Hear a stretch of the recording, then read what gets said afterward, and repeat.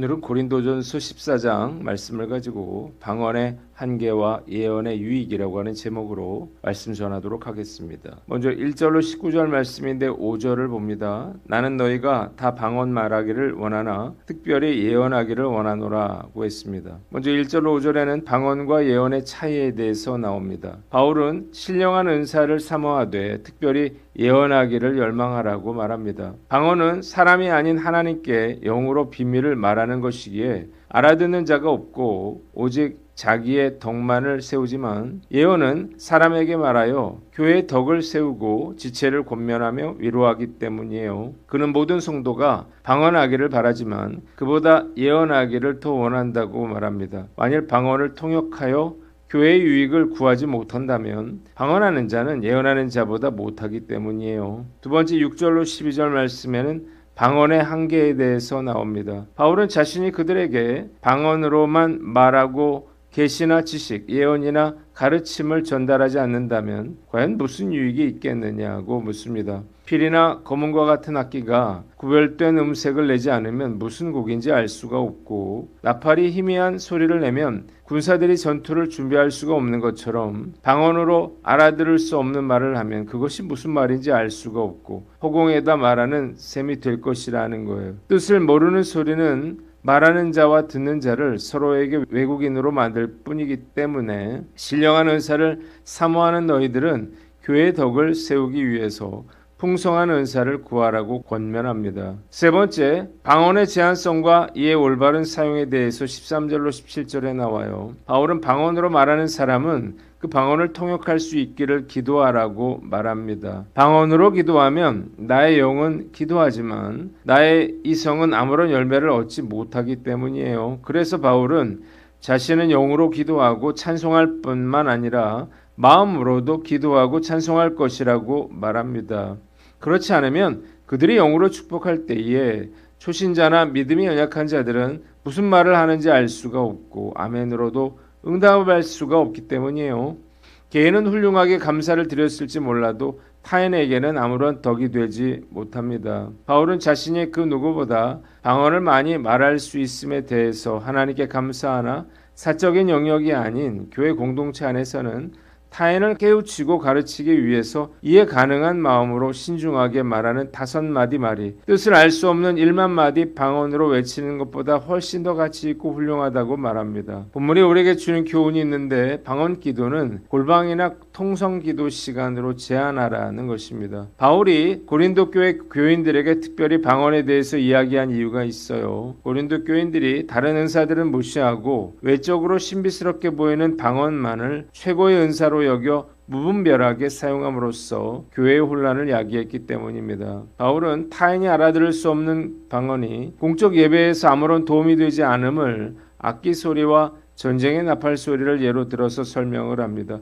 즉 악기나 전쟁의 준비를 알리는 나팔이 명확한 소리를 내지 못한다면 쓸모가 없는 것처럼 아무도 알아들을 수 없는 방언은 교회 공동체에 아무런 유익을 줄 수가 없기 때문이에요. 그래서 바울은 방언을 아는 자들에게 방언을 하려면 통역을 하거나 자기 자신에 대해서만 유익할 뿐 교회 전체에는 무익한 방언보다는 타인에게 권면을 주며 교회에 덕을 끼칠 수 있는 예언을 하라고 권장하고 있는 것입니다. 성령이 주신 신령한 은사는 철저히 교회의 덕을 세우기 위한 섬김의 도구인 것입니다. 그러나 다른 사람이 도무지 알아들을 수 없는 방언을 공적인 예배와 기도 자리에서 무절제하게 남용하는 것은 자신에게는 일시적인 감정적인 만족을 줄지 몰라도 곁에서 함께 예배하는 이웃에게는 아무런 영적 유익을 주지 못합니다. 오히려 공동체의 예배를 방해하고 무질서한 혼란을 야기할 뿐이에요. 아무도 알아듣지 못하는 방언 기도는 철저히 골방의 자리 혹은 다 함께 통성으로 뜨겁게 부르짖는 공동기도의 시간으로 제한해야만 합니다. 공적인 예배나 조용히 묵상하며 기도해야 하는 자리에서까지 주변 사람들을 아랑곳하지 않고 목소리를 높여서 방언을 하는 것은 아무런 유익이 되지 않고 예배를 방해하는 영적인 무례함이 될 수도 있는 것입니다. 영적 은사는 장소와 상황에 맞게 사용되어야만 합니다. 나만 은혜 받고 나만 뜨거우면 그만이라고 하는 생각은요, 사탄이 주는 교만한 생각이에요. 내가 드리는 방언의 소리가 내 옆에 앉아 눈물로 고요히 기도하는 형제의 기도를 가로막고 있지는 않은지, 이제 막 그러나 교회에 발을 들인 초신자에게 영적인 거부감과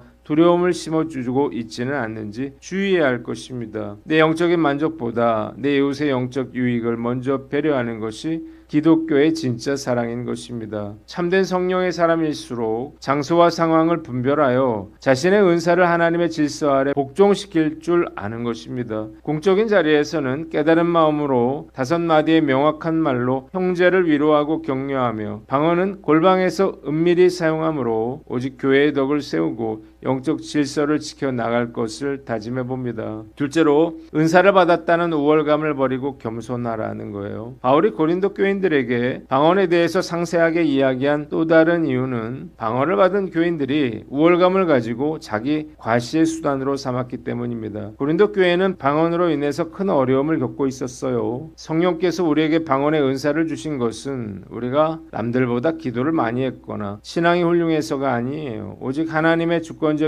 은혜로 거저주신 선물인 것입니다. 때문에 은사를 받지 못한 지체들을 영적으로 미성숙하다면서 속으로 정죄하거나 은행 중에 과시하려 들지 말아야 할 것입니다. 하나님이 선물을 주신 목적은 나를 드러내라는 뜻이 아니라 더 낮아져서 교회를 섬기라는 뜻이에요. 주신 분의 뜻을 기억하며 늘 두렵게 떨리는 겸손함으로 무릎을 꿇어야 하는 것입니다. 예전 교회에서 사역을 할 때에 성령의 은사를 받은 성도가 다른 성도들을 기도해 준다면서 그 성도들을 지배하고 자신의 말만 따르도록 만들어서 무리를 일으킨 적이 있었습니다. 그분은 마치 자신을 따르는 성도들을 종처럼 부렸고 목회자들도 우습게 여겼습니다. 그분이 기도해줘서 병이 나았는지는 모르겠지만 분명한 것은요, 이런 행동은 교회의 덕을 세우는 일이 아니라는 것입니다. 은사를 받았다면 교만해지지 않도록 매우 조심해야 하는 것입니다. 은사를 받았다면 결코 이를 자기 과시의 수단으로 삼지 않고 은사를 주신 하나님께 철저히 순종하는 겸손한 태도를 유지해야만 합니다. 그렇지 않으면 결국 은사는 사라지고 그 자신뿐만 아니라 교회 공동체에도 악영향을 미치게 될 것이기 때문이에요. 어떤 놀라운 은사를 받았든 겸손하지 않으면 사단의 도구로 사용될 수 있음을 알고 늘 겸손하게 성령님께 순종하는 마음으로 살아가는 저와 여러분들 되시기를 바랍니다. 마지막으로 나의 영적 뜨거움이 무례함이 되지 않도록 주의하라는 거예요. 나의 영적 뜨거움이 공적 예배의 무질서나 타인에게 영적 무례함이 되지 않도록 늘 조심해야 할 것입니다. 예전에 태국으로 교역자 수련회를 간 적이 있어요. 아침 식사를 마치고 목사님들이 호텔 로비에 모여 있는데 한 원로 목사님이 갑자기 주님의 높고 위대하심을 찬양하기 시작했습니다. 성악을 전공하셨다는데 너무나 당황스러웠어요. 우리 말고도 많은 분들이 로비에 있었기 때문이에요. 그 목사님 아주 큰 소리로 찬양을 불렀습니다. 본인은 은혜로 찬양을 불렀을지 몰라도요, 듣는 우리들은 무척이나 곤혹스러웠습니다. 호텔 로비는 교회도 아니고 노래방도 아니기 때문이에요. 노래가 끝나자 주변에 있던 일부 목사님들이 박수를 쳤고 한 곡 더 하시라고 말을 했는데 너무나 화가 났습니다. 찬양을 듣고 불쾌한 적은 그때가 처음이었어요. 찬양을 부르는 것은 아무런 문제가 없죠. 그러나 공공장소에서 제멋대로 부르는 찬양은 누구에겐가는 무례하고 폭력적인 소음일 수가 있는 것입니다. 얼마든지 우리도 이럴 수 있을 거예요. 나의 영적 뜨거움이 무례함이 되지 않도록 늘 주의하고 깨어있는 저와 여러분들 되시기를 바랍니다. 마지막으로 공동체의 덕을 세우는 다양한 성령의 은사를 구하라는 거예요. 그러나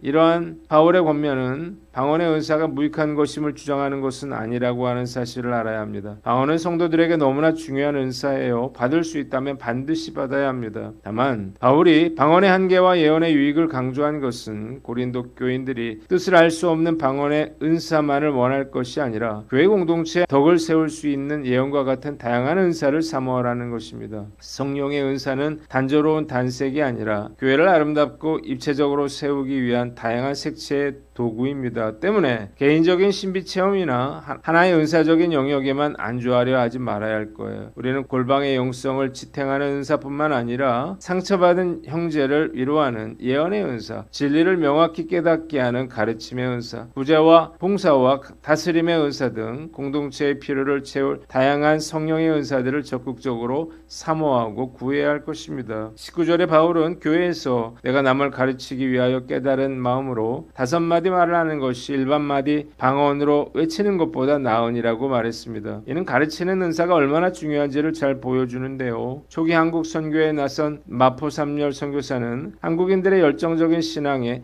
말씀의 뿌리를 내려 주어야 한다고 판단을 했습니다. 그는 매년 겨울 농한기가 되면 전국에서 성도들을 평양으로 모아서 성경 연구 모임인 사경회를 열었습니다. 몇 주 동안 텐트를 치고 밥을 지어 먹으면서 아침부터 밤까지 오직 성경 말씀만 배우는 집중교육이었습니다. 그가 문화적 장벽을 넘어서 한국인들이 이해할 수 있는 언어로 성경을 세밀하게 가르치자 기복신앙과 미신에 갇혀있던 조선의 성도들이 영적 분별력을 갖춘 거룩한 지도자들로 탈바꿈했습니다. 이 말씀 사경의 토양 위에서 마침내 1907년 평양 대부흥 운동이라고 하는 거대한 영적인 폭발이 일어날 수가 있었던 것입니다. 교회는 불을 뿜듯 뜨겁게 부르짖는 기도의 은사도 중요하지만 보이지 않는 곳에서 행정을 꼼꼼히 처리하는 은사, 낙심한 지체를 찾아가서 조용히 이야기를 들어주는 위로의 은사, 재정을 투명하고 정직하게 다스리는 은사도 똑같이 거룩하고 요긴한 것입니다. 하나님의 은사에 부여하심을 내 좁은 경험의 틀에 가두지 않고 교회의 덕을 세우는 다양한 은사를 하나님께 구해야 할 것입니다. 주님께서 저와 우리 교회에 다양한 성령의 은사를 부어주시기를 간절히 기도합니다. 기도하겠습니다. 하나님 아버지, 방언 기도를 절제하고 은사를 받았다는 우월감을 버리며 나의 영적 뜨거움이 무례함이 되지 않도록 주의하고 공동체의 덕을 세우는 다양한 성령의 은사를 주시옵소서.